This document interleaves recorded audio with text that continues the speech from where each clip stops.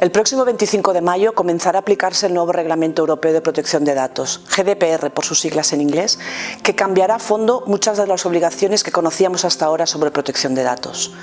A partir de entonces, el nuevo binomio que habrá que tener en cuenta será la transparencia y la responsabilidad.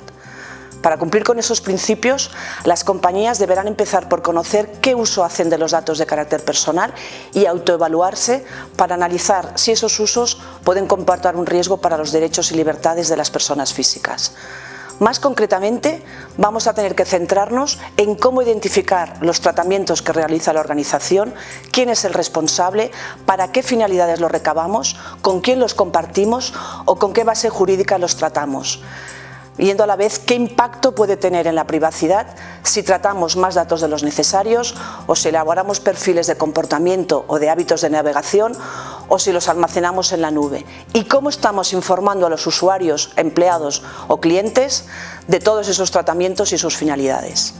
A partir de ese análisis tendremos que determinar qué medidas legales, organizativas y técnicas debo adoptar para limitar o mitigar esos riesgos. Un cambio muy importante es cómo gestionamos el consentimiento. Ya no es válido el consentimiento tácito, sino que es necesario que el consentimiento sea otorgado libremente, sin condiciones, sin consecuencias negativas o sin detrimento del servicio. Ese consentimiento debe ser informado, específico para cada una de las finalidades e inequívoco. Requerirá una acción afirmativa.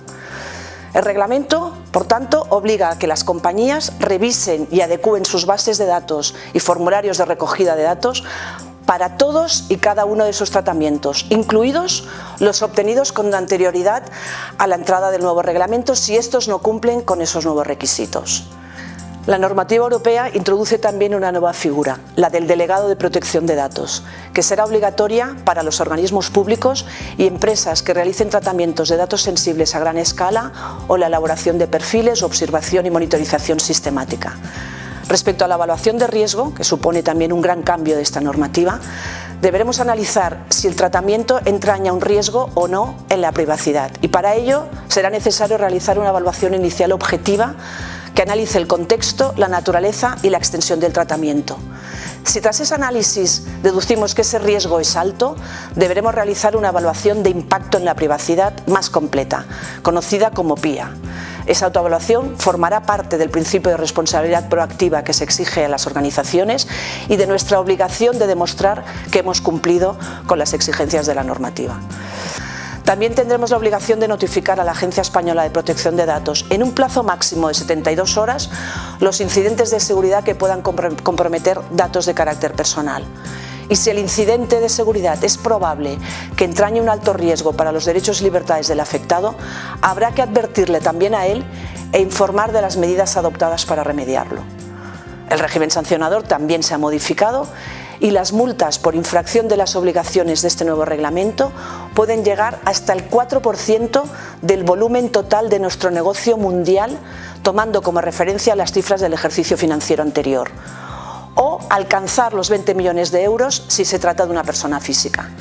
Por eso, siendo pragmáticos, lo más prudente es comenzar realizando un diagnóstico que nos permita inventariar nuestros tratamientos, determinar cómo estamos informando a nuestros empleados, clientes y usuarios web de las finalidades del tratamiento, cómo obtenemos el consentimiento para utilizarlos y cuál es el riesgo que puede suponer cada uno de esos tratamientos para los derechos y libertades de las personas. Y, en definitiva, identificar qué medidas podemos diseñar para mitigar los riesgos, qué procesos hay que poner en marcha para aplicar dichas medidas y controles y cuáles para documentar nuestra buena diligencia. Y por último, también adelantarnos y ver en qué supuestos tendremos obligación de interactuar con las autoridades y con los titulares de los derechos.